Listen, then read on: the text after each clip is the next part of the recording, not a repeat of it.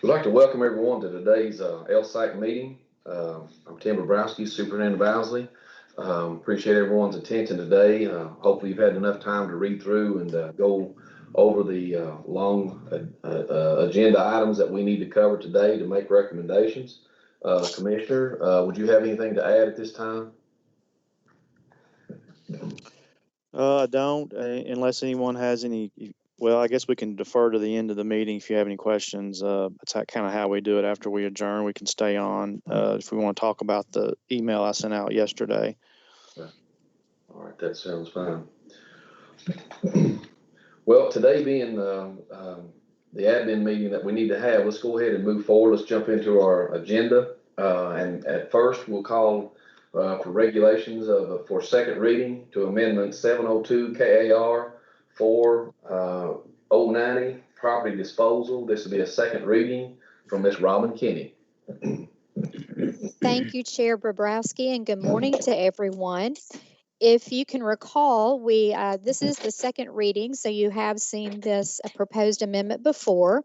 The amendment of this regulation is necessary in order to clarify current practices that are conducted by the Department of Education related to requests by local school districts for the disposal of surplus property. All the provisions that are provided in our amendment are things that your local school district should be very familiar with, but we seem to always be having confusion about the process and felt it appropriate to then codify this language. One example that I'll share with you is the requirement that property be disposed of according to fair market value. And so we had requested previously that districts provide proof of that. And so it's those types of kind of technical requirements that we're asking districts already to comply with.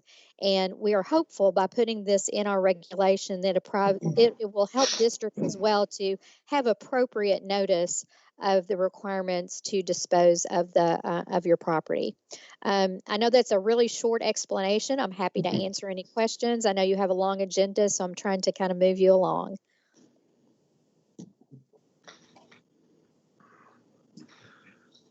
Thank you, Robin, for that brief introduction of the second reading. No changes from the first reading, I would assume? No changes from the first reading, okay. And no comment that we've received.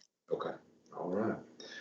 Do I have a motion to approve the amendment 702 KAR 4:090 property disposal? I need a motion and a second. This is Harry Burchett, Harrison County. I make a motion we approve 702 KAR 4:090 for property disposal. Thank you, Harry. Do I need a second? This is Danny Atkins from Floyd County, and I'll second the motion. All right, thank you, Danny. We have a motion, a second. Ms. Fraker, would you want to do a roll call, please? Yes, sir. Danny Adkins. Danny Adkins, yes. Kirk Biggerstaff. Kirk Biggerstaff, yes. Tim Bobrowski. Tim Bobrowski, yes. Harry Burchett. Harry Burchett, yes. Tom Cochran. Tom Cochran, yes. David Cox. David Cox, yes. Keith Hale. Keith Hale, yes. Sheila Mitchell. Sheila Mitchell, yes. David Raleigh. David Raleigh, yes. Kelly Ransdale. Kelly Ransdale, yes. Russ Tilford. Russ Tilford, yes. Thank you, Chair. Okay. Thank you. Let's now move to amendment, the second item on the agenda, which would be, I'm sorry, this is not the second item. This is under item 1 of the regulations for a second reading. Amendments to 702 KAR 7:065, designation of agent to manage middle and high school interscholastic athletics. This is the second reading, and I think we have Mr. Todd Allen and Mr. Tackett on the agenda for today. Thank you, Chair Bobrowski. Todd Allen with the Office of Legal Services. As you all know, the Kentucky High School Athletics Association is the agent that's designated by the State Board of Education to manage both middle and high school athletics in the Commonwealth. And pursuant to the regulation, that entity, KHSAA, has to annually review its governing documents and propose recommended changes to the state board. So that is what you have before you. I'll turn it over to either Commissioner Tackett or Chad Collins with the High School Athletics Association to discuss this amendment in more detail. The only changes since the first reading are not substantive in nature. They're small technical edits that have been made. Well, thank you, Todd. This is Chad Collins. I am the general counsel here at the Kentucky High School Athletic Association. On behalf of Julian Tackett, the commissioner, I send you greetings. We're getting ready to go into a special meeting for the Board of Control, and he was unable to make it here today. Dr. Burbowski, this is, in fact, as Mr. Allen said, there's very little change in our previous presentation that went forward on this. We've really focused our changes that were as a result of our annual meeting that took place in September of 2019. At that time, the membership voted to make amendments to bylaws 6, 7, and 8 to focus in and try to be a bit more objective at the criteria that we would use to determine whether or not a student athlete was transferring for athletic reasons. So we've certainly moved forward with that. Another change deals with our designation as it relates to middle school athletics. We have removed some information or requirements as it relates to repeating students. The feedback that we were getting back from the middle school advisory as well as schools across the Commonwealth was that this was a local issue that they wanted to manage there in the local districts. And being that our focus as it relates to middle school athletics has tried to be primarily safety related, whether or not a student gets to participate while they're repeating, it felt like this would be something better left to local control. So we have done that. There's also been some minor changes from last year where we are updating the process for getting CPR certification and, more importantly, recertification. Other than that, that pretty much summarizes the changes going forward for this year. Okay, any questions from the body today?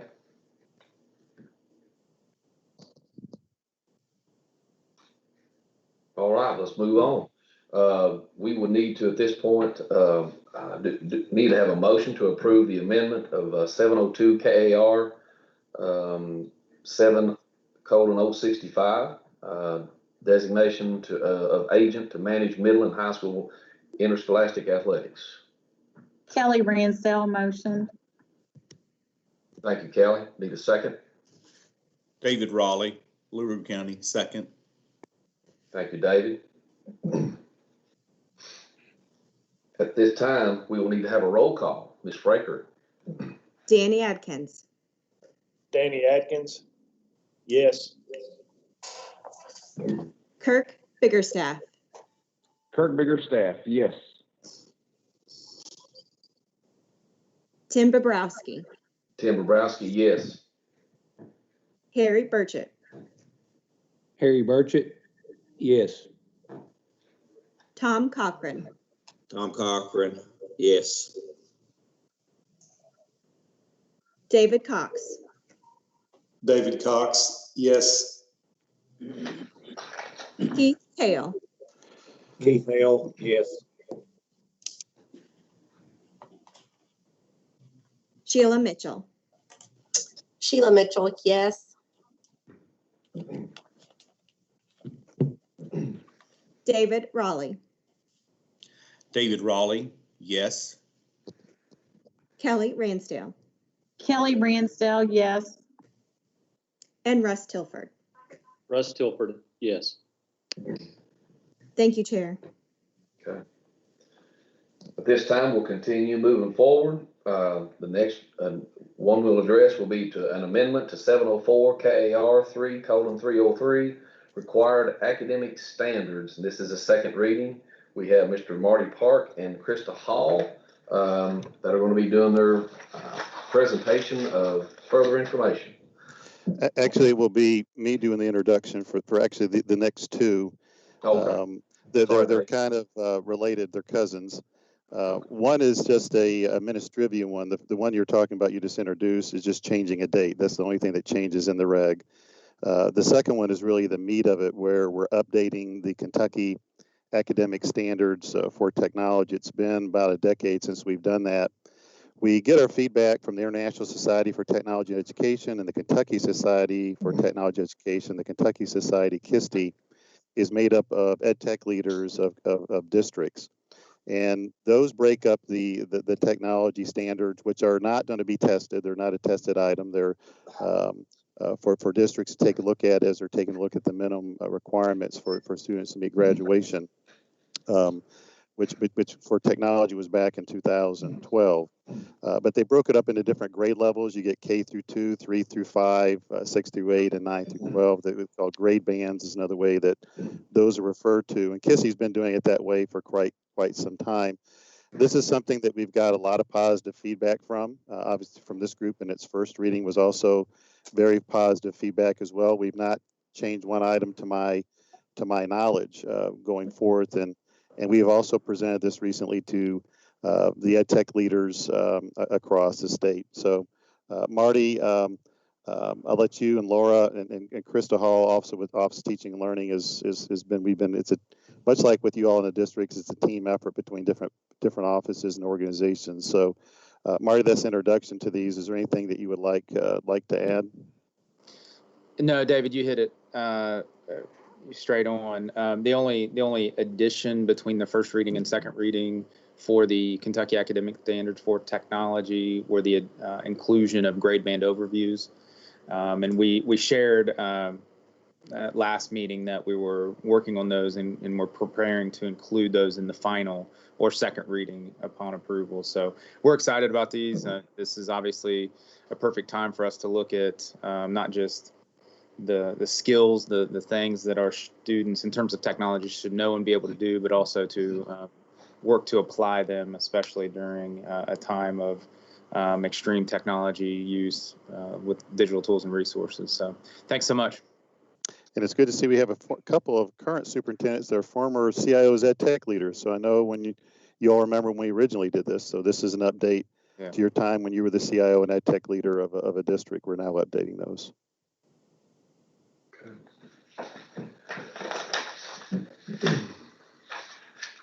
Okay, so any discussion, any concerns from the body?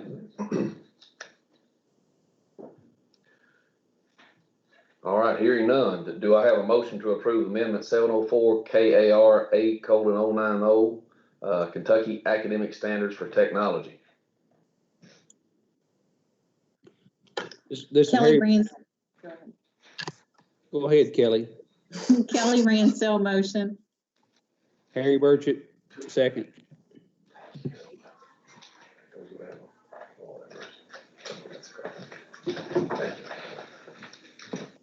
Sorry. Let's see. We got a motion and a second. This time we'll have a roll call vote from Ms. Fraker. Danny Adkins. Danny Atkins, yes. Kirk Biggerstaff. Kirk Biggerstaff, yes. Tim Bobrowski. Tim Bobrowski, yes. Harry Burchett. Harry Burchett, yes. Tom Cochran. Tom Cochran, yes. David Cox. David Cox, yes. Keith Hale. Keith Hale, yes. Sheila Mitchell. Sheila Mitchell, yes. David Raleigh. David Raleigh, yes. Kelly Ransdale. Kelly Ransdell, yes. And Russ Tilford. Russ Tilford, yes. Thank you, Chair.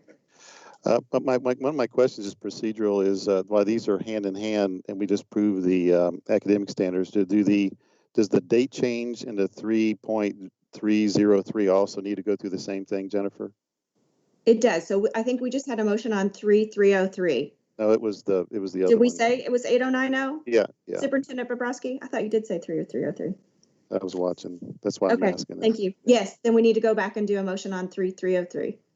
Yeah. Thank you. Let's have a motion for 3033. Sheila Mitchell, make a motion for 3.303. Danny Atkins, second. Any discussion? Roll call, Ms. Breaker. Okay, this is for approval of amendment of 704 KAR 3303 required academic standards.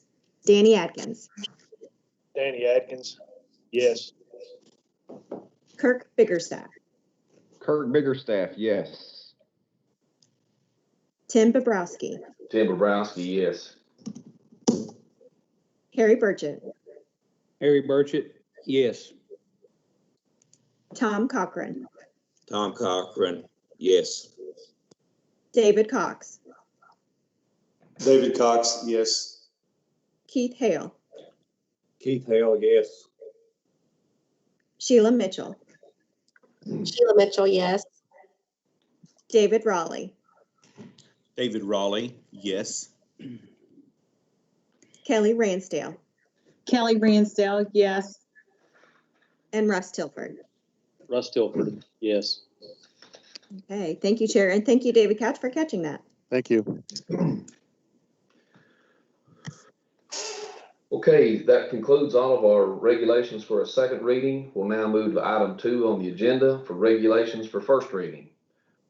We do have a new emergency regulation, 702 KAR 1:190E, District Employee Emergency Leave. Mr. Todd Allen, first reading. Good morning. Thank you. Yes, this is the first reading, but because it is an emergency regulation and the need to get it in place quickly, it will be the only time that it comes before LSAC. We're actually asking that you all go ahead and approve it at this meeting because it will be on the state board's agenda for first and final reading coming up in August.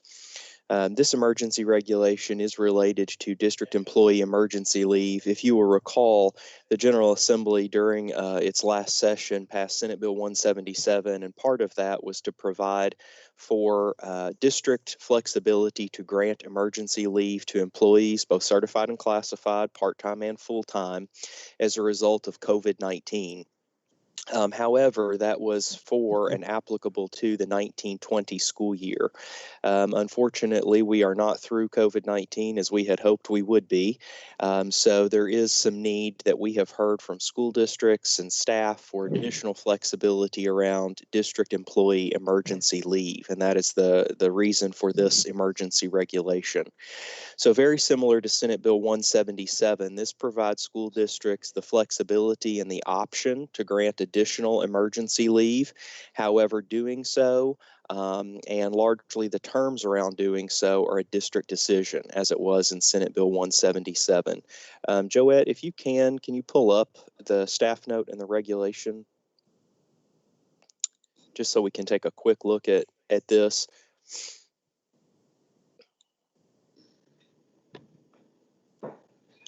I will note while we're pulling that up that even though we are, kind of did this rather quickly, we have provided this to the Kentucky School Boards Association, and they provided input on the emergency regulation, which is incorporated in what you see before you. So in section 1 of the emergency regulation, you'll see standard emergency leave, and that's the typical emergency leave that you may be used to in your school district that's limited to 3 days. So that continues to grant school districts the ability to provide that standard emergency leave for whatever reasons may be set forth in your school district policies around emergency leave. Section 2 is additional COVID-19 emergency leave, and this allows the school district, but again does not require the school district, to grant additional emergency leave as needed to full or part-time classified or certified employees only for the 2020-21 school year, and that leave must be related to the COVID-19 public health emergency as determined by the local school district. This is paid leave. And of course, because school districts have the ability to grant it, it's going to have a financial impact on the school district if they choose to move forward with providing this type of leave.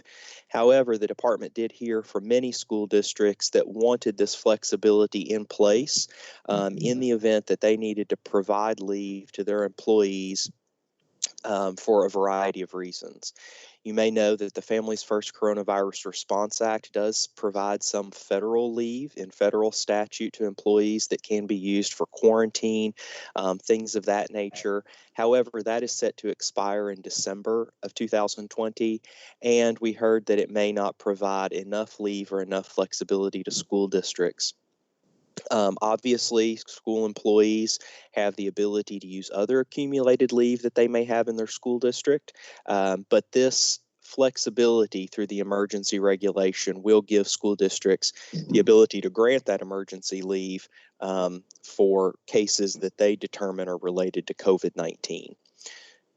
You will see in Section 2 of the regulation that this leave is not to accumulate or carry over beyond the 2020-21 school year, and it's not transferable to any other type of paid leave. And that is to avoid any type of long-term financial impact, such as a retirement cost. I'll pause there for just a moment and see if you have any questions about the regulation.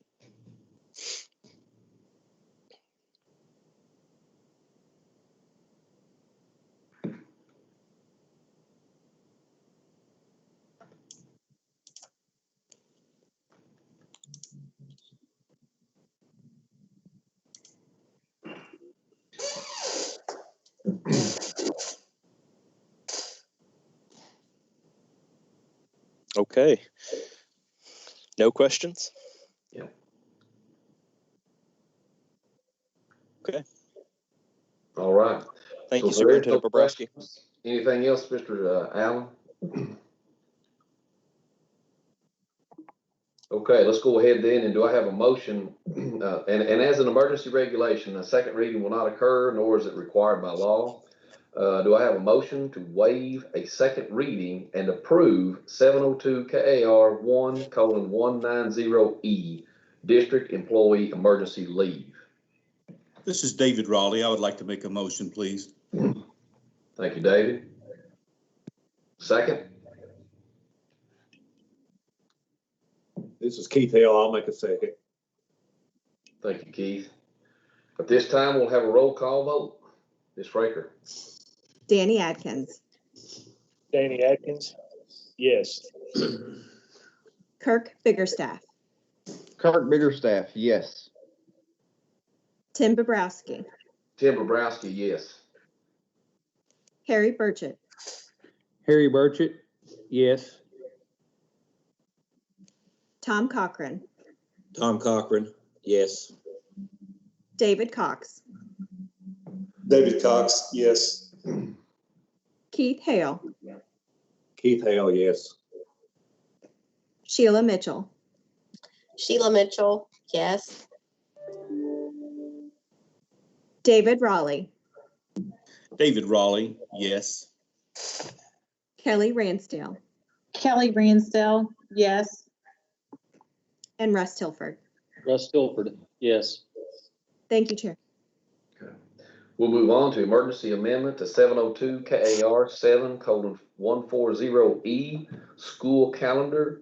This is another emergency clause. So, Mr. Allen, I'll turn it over to you. Thank you, Superintendent Bobrowski. On this one, I'm actually going to let Robin Kinney take the lead on presenting this one. She handled most of this emergency regulation. Thank you, Todd. Continuing on our path toward additional flexibility for local school districts, of course, Todd has shared with you this is an emergency regulation, and therefore it will be the only reading that we will have in front of you today. It will be in front of the Kentucky Board of Education at its regular August meeting. And this amendment to the regulation regarding school calendars would permit an additional 30 minutes each day to be counted toward instructional hours for activities conducted by your local school districts related to COVID-19. As we have been talking with our local school districts, superintendents specifically, and talking about all the additional things that are going to be required in order to mitigate the spread of the coronavirus, trying to keep both your staff and your students as safe as possible. We know that you're going to have lots of additional activities that you're going to have to comply with. And so we had heard repeatedly from local school districts that they needed some additional time built into their instructional hours that would not necessarily require them to lengthen the day. And we appreciate and understand the reasons that school districts were requesting this. Making that day longer would result in all kinds of other logistical concerns for you. So our proposal, and if we can go to section 5, Joette, which is all the way at the very end of the regulation itself, you'll see that typically there's the provisions in section 5 that allows for that 5 minutes passing between your instructional periods. And we've added right there, thank you, Joette, just for school year 2021, a maximum of 30 minutes in addition to those 5 minutes that you already have for passing time to be used for coronavirus activities. And then we list some including but not limited to. So we've specified some things in there that we know that you're going to have to deal with, but that is not a comprehensive list. It's just including but not limited to kind of put people on notice the types of things that you're going to have to be dealing with. And you can use this 30 minutes throughout the day. That we want to make it as flexible as possible because we know some districts might need it at the very beginning as you're taking temperatures. Others may need it later in the day as you're practicing that social distancing of your students and staff and passing between classes. Again, trying to give districts just a little bit more help when it comes to your instructional hours. It is a fairly simple amendment to the regulation, so I'll pause there to see if you have any questions. Carrier test positive.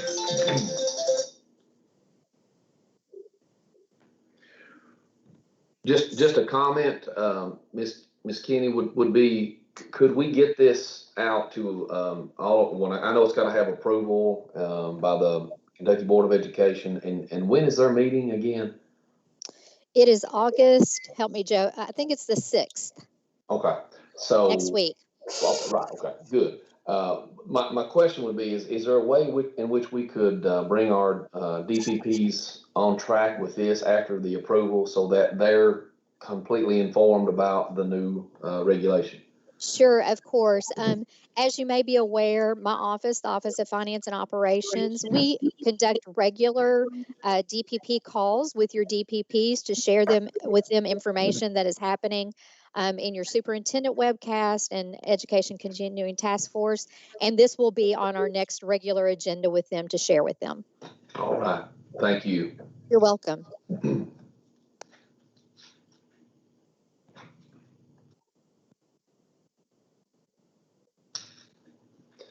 Any other questions or concerns? Hearing none, do I have a motion to waive a second reading and approve 702 KAR 7140 E school calendar?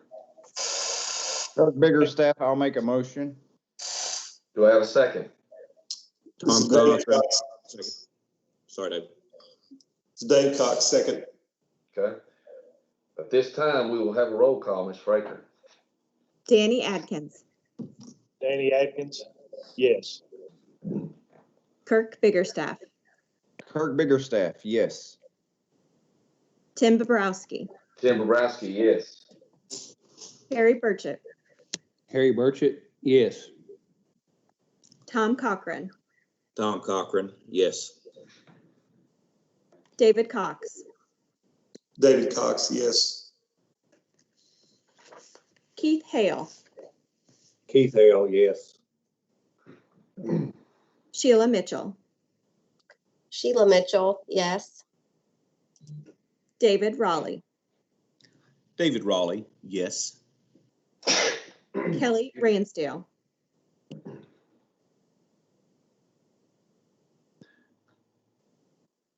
Kelly stepped out. Oh, okay, thank you. And Russ Tilford. Russ Tilford, yes. Thank you, Chair. Thank you.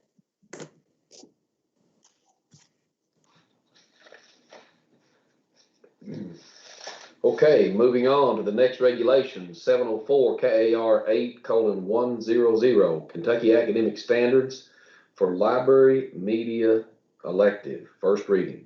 Looks like we have Mr. David Couch, Marty Parks, and James Allen from the Office of Education Technology. Thank you. This last item we have for you this morning, once again, a review item. With all the attention on the digital teaching and learning and digital learning team, we do find the library media specialists are a big part of that environment. They were before COVID-19 and definitely are going forward. Saw the need to create some Kentucky academic standards for library media. And we got a lot of good feedback. As you can see, close to 98% of the folks that we asked were overwhelmingly for this, including a lot of school librarians, and James Allen's a former school librarian. These are optional. These are not attested items, but felt the importance of giving some guidelines out to districts in this category. Marty, were you or James want to say anything else about it? David, I think you covered it. The idea of having elective standards kind of mirrors that of our computer science standards that were approved and adopted a year and a half ago, where when our students are engaged in library learning, and we have some former library leaders as a part of the committee as well, that these are the standards that should be followed. So we find it will be a great structure for us moving forward. And these are also in the grade bands, Marty, of the K-12, K through 2, 3 through 5, 6, 8, and 9 through 12. Exactly. Okay. Any other questions or concerns? I'll just make one comment, Dave, and Marty especially. My wife's a media specialist, so being kind of a smart guy that I am, I let her preview the standards that you have in front of you, and she liked them. Oh, so, and if you can keep her happy, you all have done well. That's all I'm going to say. So nice job on that. All right, good deal. Let's.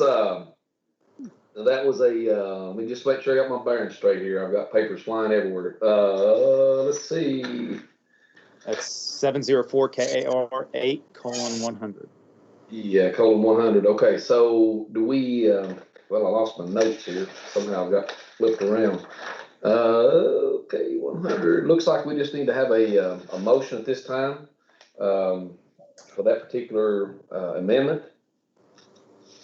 I don't know what happened to my page. It went sideways here.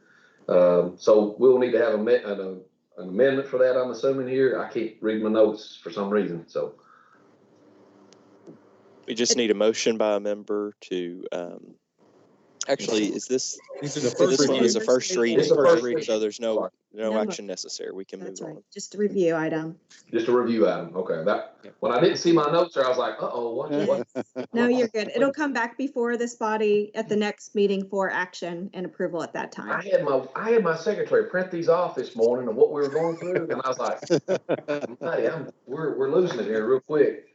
Sorry for that, but you all know where I'm at. So, okay, so no action at all on that one then, is that correct? That's right. Next time. Okay, good deal. All right, so another first reading, be amendment to KAR, to 701 KAR 5:150, the non-traditional instructional program. We have Ms. Kelly Foster and Mr. David Cook. Kelly, do you want me to just go? I guess so. I'm having trouble unmuting this morning. Good morning, everyone. I'm going to turn this over to David Cook, who's the director that oversees the NTI work, and let him walk you all through the first reading. Thank you, Kelly. Joette, if you could put this regulation on the screen, that would be great. I just want to point out a couple of things. Just as she's doing that, primarily what this amendment to the NTI regulation is a change in the way districts will submit their NTI application in years beyond the current one that we're heading into. So 2021 and 2022 and years beyond that. And Joette, if you could just go to the bottom of page 2, that would be really helpful. So basically, you all are all familiar with, because you do it every year, you are creating each year a comprehensive district improvement plan. So what we're going to do moving forward, because we feel like it's a better way of thinking about continuous learning, continuation of education, which is what the NTI statute requires us to do, is to make NTI a continuation of learning. We are building a new diagnostic into your CDIP, which will be for where your NTI plan will reside. So it's not really a huge change in what the NTI plan contains. It's basically how you will submit it to the department. You won't submit a different application for NTI. It will be part of your annual process of doing your CDIP, so that you will be able to tell us both in short-term and long-term closure situations how you will do that, just as you've done. So if you notice here, the part that I asked Joette to show you is that it's just simply saying your non-traditional instruction plan is going to be incorporated into your comprehensive district improvement plan. Basically, the information that will be in that plan, as you look at this bottom of page 2 and then page 3, is very similar information to what you have put into your NTI plans for this year, or those of you like Dr. Bobrowski, who have done it for as many years as we've been doing it. You're still going to provide us the same information. You're just going to provide it to us in a different way. So that's what this primarily is. I don't want to take too much time, but I would love to answer any questions if you have them. And remember, this is for years after the one that we're getting ready to head into. So for 21, 22, and beyond, this is the process you will use for non-traditional instruction plans. Any questions, any comments? I'll just add, David, that I really like the way that you're incorporating into your CDIP, because I think it brings the collective efficacy piece to the whole process. And I really, really think that that's a really good move. So kudos to you guys on that. We felt, Whitney Crow, our policy advisor, and myself and Kelly felt that it's time, especially now that in essence, everybody is doing NTI, obviously, because of the pandemic, but it allows us to sort of elevate it and say, there are thought processes that need to be in preparation for any kind of closure you might have. It could be we have something else happen down the road, and we want it to be thoughtful in the way that you think about instruction in general. And I know most of you have recognized that, and I'm so proud of the applications that have come in this fall, for this fall, and how you all have really, they've elevated your thought processes about how this can, how instruction needs to happen on these closure times. So just wanted, as you said, Dr. Bobrowski, just wanted to formalize that more in a way. So it looks great. Mr. Cook, this is Danny Atkins, Floyd County. Yes, Danny. A real quick question. So does that mean there'll be an automatic approval of our NTI plans? And in essence, it would mean that as your CDIPs are being reviewed, yeah, it's just it'll become part of that process. Okay. Thank you, sir. Yeah. Good question. Anyone else? Okay. Hearing none, we will then move on to the next item, amendment to 704 KAR 3:325, Effective Instructional Leadership Act, which is the first reading. And according to this, we have Ms. Rhonda Sims and Mickey Ray from Office of Assessment and Accountability, as well as the Office of Teaching and Learning. Thank you. It's good to be with you. This is Rhonda, and good to see you online. I am obviously the associate in the Office of Assessment Accountability, and it's how I normally come to you. But today I have my OTL hat on.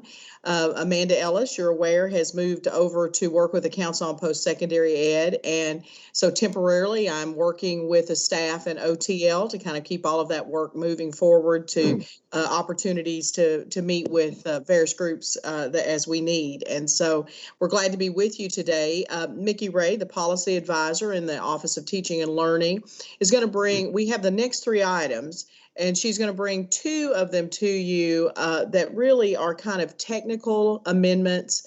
They're updating language, getting rid of some outdated things that no longer align to other statutes. And then we're going to talk in a little more detail about some changes that come out of Senate Bill 158 related to graduation requirements. So I'm going to turn it over to Mickey, who's going to walk you through each of these, and I'll actually be back on to chat as well about the minimum graduation requirements. So, Mickey? Thank you, Rhonda. So as Rhonda mentioned, this first one is more of a technical change. So 704 KAR 3325 establishes criteria for a statewide instructional leader improvement program for employees of public schools holding valid certificates and performing responsibility in a position for which administration certification is required. And amendments to 704 KAR 3325 are proposed at this time to update language to align instructional leadership training program and provider content to the professional standards for educational leaders, so PSEL. And basically what I want you to notice, so sections 2 and 3 are just technical changes to remove outdated information, but sections 4, 5, and 7 of 704 KAR 3325 refer to competencies identified in Kentucky's standards and indicators for school improvement. And that was established in 703 KAR 5120, which was repealed as of February 6th of 2015. So the proposed amendments change language to reference the PSEL, and that is actually supported by Regulation 3370, and it's a document incorporated by reference. So now this ELA regulation will align to the PSEL. So I would see if you have any questions. Obviously, again, as a first read, this doesn't require action, but it's information for you. And to begin with your thinking process around this and the other 2 changes we bring today. Any questions for Mickey around this alignment and this particular reg?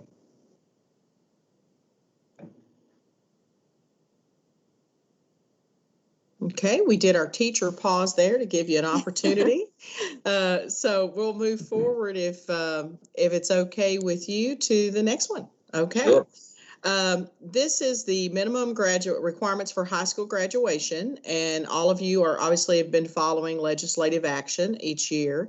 Senate Bill 158 that passed in the 2020 General Assembly does make changes to 3 big areas, and the Kentucky Board will have an informational session on this at the August meeting. It certainly impacts accountability moving forward in the future. It makes changes to the continuous improvement definitions.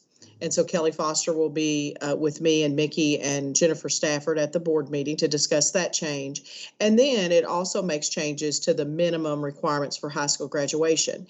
Now, the other pieces will eventually have regulations that come before this body and the Kentucky Board for change and revision and amendment based on the accountability and the continuous improvement.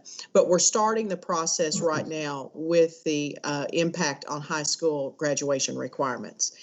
So Mickey is going to walk you through those changes. Obviously, part of it is disconnecting and making sure there's not a connection between performance on a state assessment and graduation. So that's the big change, but it has some impact on the language that we need to bring forward to you. So Mickey, I'm going to kick it off to you for the detail. Thank you so much. So again, Senate Bill 158 does make significant changes to state and local graduation requirements for students who entered high school in the 2019-2020 school year and thereafter. So we're looking at, in essence, freshmen and sophomores moving into this next school year. And within Senate Bill 158, Section 3(1)D establishes that the minimum requirements for high school graduation may not include a post-secondary readiness indicator used in the state accountability system or as Rhonda mentioned, a minimum score on a statewide assessment. Section 4.6 also states that a local board may not adopt any high school graduation requirements that include achieving a minimum score on a statewide assessment. So this again impacts this particular regulation, but also could impact local policy. And Senate Bill 158 specifically impacts in the minimum high school graduation requirements in 3305, Section 4, which details the graduation qualifiers and graduation prerequisites. So I'm actually going to share just a very short PowerPoint to kind of go through this with you. And let's see, I'm going to share my screen here.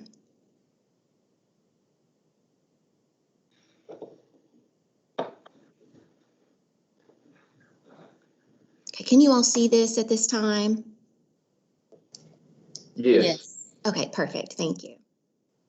And I'll just go through this part pretty quickly, but I want you to see the difference with the post-secondary readiness indicators. So a lot of the information at the beginning at Section 1 and Section 2 are just technical changes. But in Section 4, which begins on page 5, line 15, the changes amend language to remove all graduation qualifier and graduation prerequisite requirements as defined in Section 1 due to Senate Bill 158 2020 implications.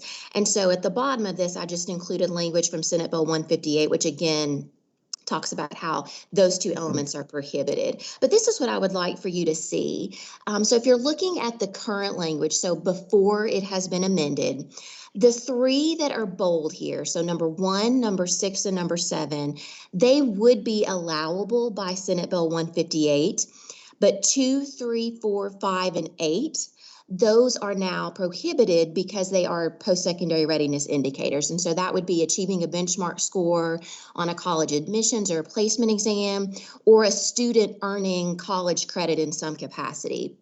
So 1, 6, and 7, the pre-college curriculum, the 4 credits toward a pathway, and then the exceptional work experience, those would be allowable.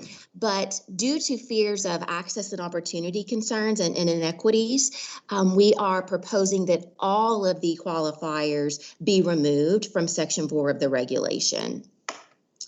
And then similarly, if you look at the current Section 4, which addresses graduation prerequisites, Senate Bill 158 prohibits that minimum score. So the reading exam, the math exam, those would be obviously prohibited, as well as for 10th and 8th grade. But the last piece, which isn't bold here, the student collection of evidence, that would be allowable. But again, now it's unnecessary as that minimum assessment score is prohibited. So we are also proposing changes to amend and remove that language as well. One thing I did want to point out, so page 8 begins a more detailed description of the minimum required 22 credits, and there are no proposed amendments to those credits. So those will stay the same and you will be familiar with those. And then lastly here, other than that technical change there, in Section 8, and this again I think is especially important for you all in your role. So again, we had to add in language that aligns to Senate Bill 158, that a local board may not adopt any high school graduation requirements that include achieving a minimum score on a statewide assessment. So not only are we prohibited for doing that at a state level, but now at the local level, you'll have to take a look at your policies as well. So Rhonda, I will kick that back to you. Thank you, Mickey. So I would ask if anyone has feedback, questions, comments, anything you'd like to ask related to this. And again, keep in mind, we'll be coming to this group across the fall with some changes to regulations tied to continuous improvement and regulations for the accountability system. But they're down the road.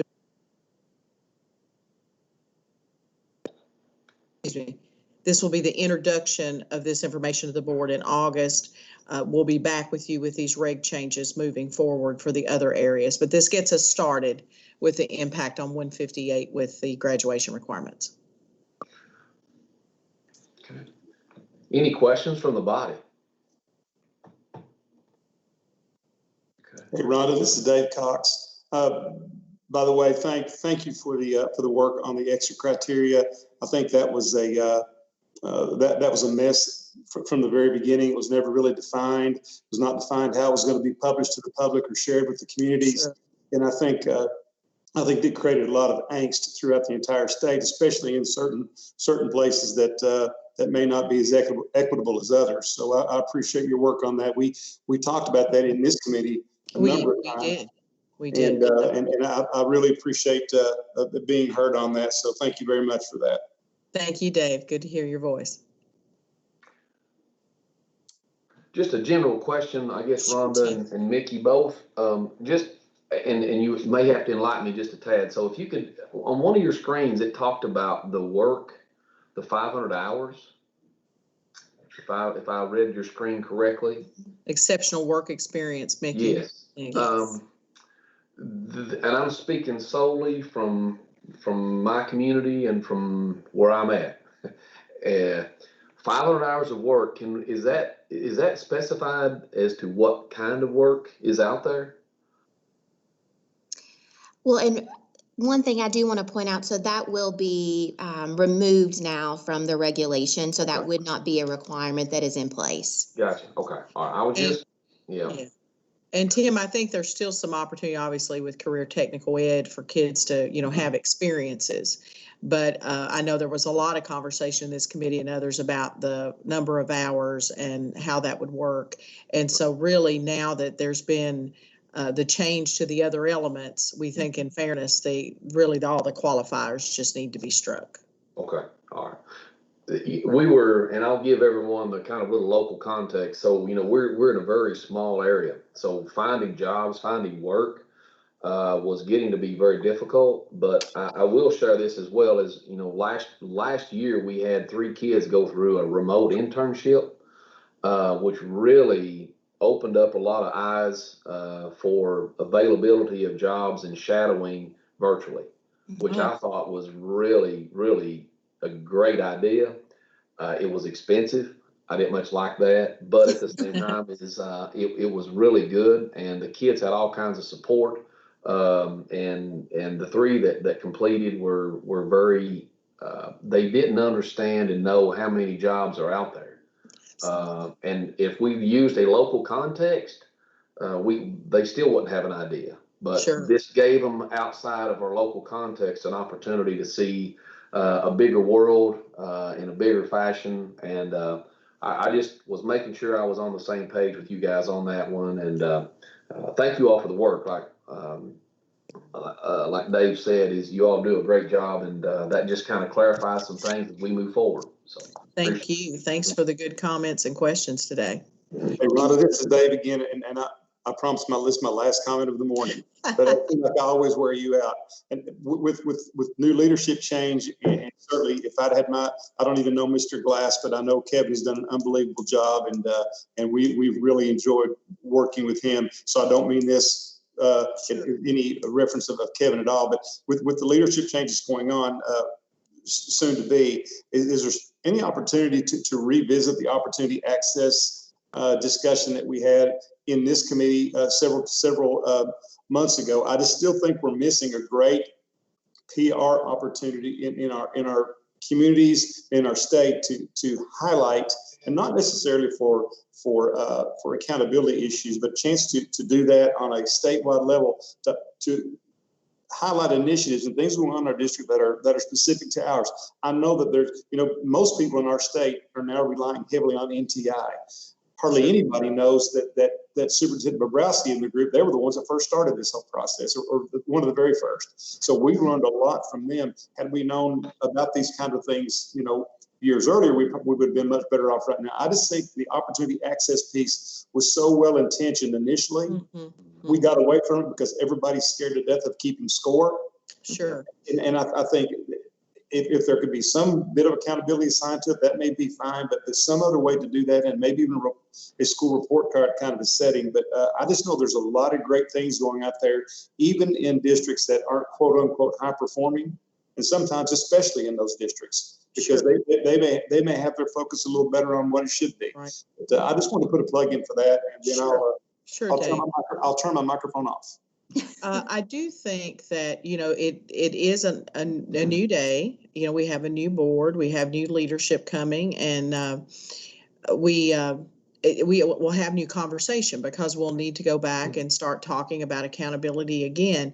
Now, I will tell you, Dave, I think for the use and accountability, SB 158 locks down accountability to certain components. It uses the term exclusively shall include.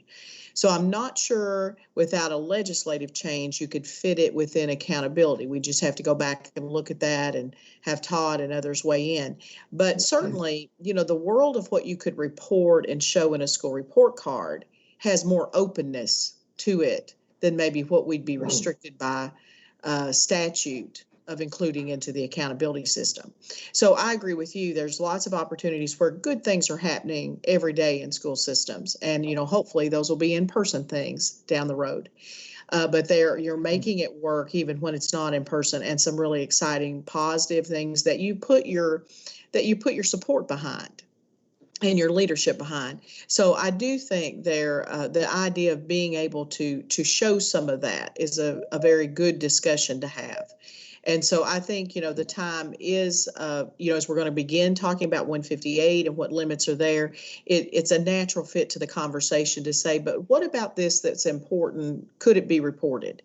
And how would it be reported? And I know probably Dave is still on. He works a lot with the report card, and Marty, but it certainly, I think, can certainly be talked about, and we can see what's possible moving forward and what the will of the board is. Well, I appreciate it. Thanks for letting me in a bit. I thought that was one of the most unique ideas I've heard in a while. It really was, and exciting. And the way that you all introduced it was in such a way that I think everybody in the state, regardless of where you fall on the accountability spectrum, had something to say and something to add. And I think it's very, very inclusive for everyone in the state. So thank you for that. Thank you, Dave. Appreciate the comment. And I would just add, and this is something everyone knows, that idea didn't just come up somewhere in Frankfurt. It originated from the town halls that Dr. Pruitt conducted all over the state, hearing from you all, hearing from the community. That's where opportunity and access came from. And I think a lot of those feelings out there, Kevin, and Commissioner Brown, just like with that Dave has mentioned, that's still alive and well out there among educators in Kentucky. So I certainly think it's coming forward, it'll be a rich opportunity to talk about it again to see what might be possible. Thanks. Thank you, guys. Okay, hearing no other questions or concerns, let's move on to amendment to 704 KAR 3:035 Annual Professional Development Plan. Ms. Sims and Ms. Ray. All right. Well, Mickey's going to walk you through this. This is the second one I mentioned that's really sort of more of an update and technical in nature, so more simplistic than the high school graduation requirements. So, Mickey. Thank you. So again, this administrative regulation establishes the requirements for the annual professional development plan, and there are really no content changes to this particular amendment. The changes to 3035 are required in order to correct outdated information and align with language contained in other regulations. So just to quickly go over it, Section 1 includes a reference to the Comprehensive District Improvement Plan and makes an amendment to the subsection for the CSIP. It also includes a technical change to the name of the Kentucky Academic Standards and amends the regulation to cite 704 KAR Chapter 8. Section 3 includes a technical change just to eliminate numerical error.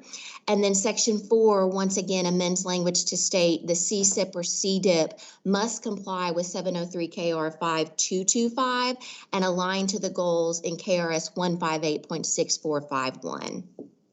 So that's it for that one. Any questions or concerns? All right, hearing none. Any other issues with that? If none, then we'll move on to policy issues, which will be the third item on the agenda. Thanks, everyone. Thank you all for the work that you're doing and the communication that's going on between superintendents and the KDE is very much appreciated, as you all have heard today. So thank you all for doing that. So we need to move to policy issues on item 3, the adoption of Kentucky School for the Blind, KSB. and Kentucky School for the Deaf, KSD policies. And we have Miss Greta Hilton from the Office of Special Ed and Early Learning. Tim, I'm Good sorry to morning. interrupt, but did we cover 707 KR 1:340 procedural safeguards? That's the first reading of that amendment? We did not.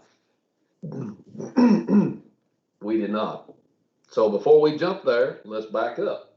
Let's hit the amendment to 704 KAR 1340 procedural safeguards. Ms. Greta Hilton, we got the, I see what it is. The procedural safeguards are in the first reading and then the policies are on the second. So Greta, you're up back to back, right? Right. So let's hit the first one. All right, thank you, Chair Bobrowski. So the first item before you is to review proposed amendments to 707 KR 1340 procedural safeguards and state complaint procedures. This is from the Kentucky Administrative Regulations for Special Education Populations. And we're really focusing on 3 areas for amendment. First, sections 3 and 4 of the regulation need to be amended to clarify the difference between an ARC or Admissions and Release Committee meeting notice to parents and prior written notice. The difference in those two is obviously the meeting notice is just the notice to parents that an ARC is going to be scheduled. The prior written notice is the notice of proposed or refused action. And what we have found over the course of monitoring is that these sections of the regulations lack clarity, and we have received numerous requests to make some amendments so that school districts and families are better able to understand the differences in the two. So it's really a basic request just to break that out to make it a little more clear. And then the other section of this regulation is in section 18, and we're requesting to delete this entire section. And if you take a look at that section, it focuses on the request for a due process hearing, and it incorporates the form by reference. And so this has been problematic for us on a couple of areas. First, we can't add the KDE, the new KDE logo. It still has the old Miro Street address. We also ran into issues when we were trying to make the form 508 compliant on the website because of the being incorporated by reference. And we would also like to make it a fillable form so it's a little easier for parents to use. So if we were able to remove this entire section, we would be able to take away the incorporated by reference and make this form a little more fluid moving forward. So that's essentially the proposed amendments to this regulation, and this is a review item in the first reading. Okay. Any questions or issues there from any of the body to bring to Ms. Hilton's attention? All right. Hearing none, let's move forward. Item 3, policy issues, adoption of Kentucky School for the Blind, KSB, and the Kentucky School for the Deaf, KSD policies. Ms. Hilton.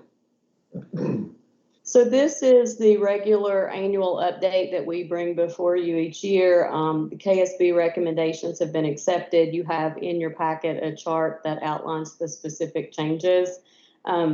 We, just as an FYI, we have run this by our KSB and KSD advisory councils, received a little bit of input, and the department has considered that. There's additional information about that in your staff note. But unless you have any questions or discussions for this, it really is just a basic policy update that we do each year.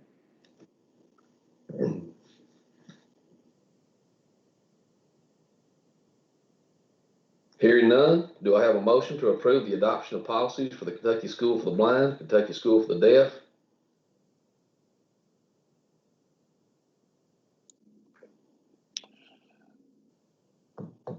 Danny Atkins. I'll make a motion. Thank you, Danny. Need a second?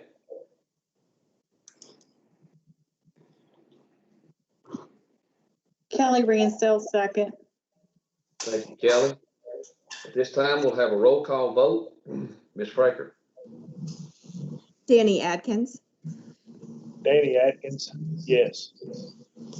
Kirk Biggerstaff, Kirk Biggerstaff, yes. Tim Bobrowski, Tim Bobrowski, yes. Harry Burchett, Harry Burchett, yes. Tom Cochran, Tom Cochran, yes. David Cox, David Cox, yes. Keith Hale, Keith Hale, yes. Sheila Mitchell, Sheila Mitchell, yes. David Raleigh, David Raleigh, yes. Kelly Ransdale, Kelly Ransdale, yes. and Russ Tilford. Russ Tilford, yes. Thank you, Chair. Okay, at this time, we'll move to approval of Kentucky Tech Policies and Procedures. We have Mr. Tom Thompson from the Office of Career and Technical Education. Good morning, everyone. So this is our annual update. We have accepted the KSBA regulations or changes to our policies in line with regulations and bills that have been passed recently. There is a couple of items in there that we recommended based on past legislative changes to 16 KAR 2.020 or :020, which was dealing with our old NTI, which when I say NTI, I'm not talking about non-traditional instruction. I'm talking about the New Teacher Institute, which is a program, a 24-month program that our occupation-based teachers go through. So changes to that regulation were not included in our policy at that time, so we've updated it to match it. There was some language mismatch in our policy as it relates to 780 KAR 2:030 in our steering committees, where our policy was recommending that it was once every year, and the actual regulation was once per semester, so we've updated it. But most of the changes to the policy, even though there are quite a few, and we have provided a side-by-side with the changes that we made and then the explanation for the change that we made. Most of them are the KSB recommendations based on policy change, or regulation change.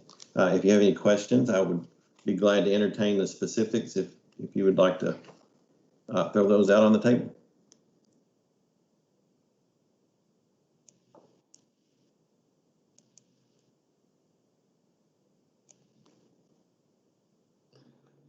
Hearing none, do I have a motion to approve the adoption of policies of the Kentucky Tech Policies and Procedures? Kurt Biggerstaff, I'll make a motion. Thank you, Kurt. Need a second? David Cox, second. Thank you, David. At this time, we'll have a roll call vote. Ms. Franker? Danny Adkins, Danny Atkins, yes. Kirk Biggerstaff, Kurt Biggerstaff, yes. Tim Bobrowski, Tim Bobrowski, yes. Harry Burchett, Harry Burchett, yes. Tom Cochran, Tom Cochran, yes. David Cox, David Cox, yes. Keith Hale, Keith Hale, yes. Sheila Mitchell, Sheila Mitchell, yes. David Raleigh, David Raleigh, yes.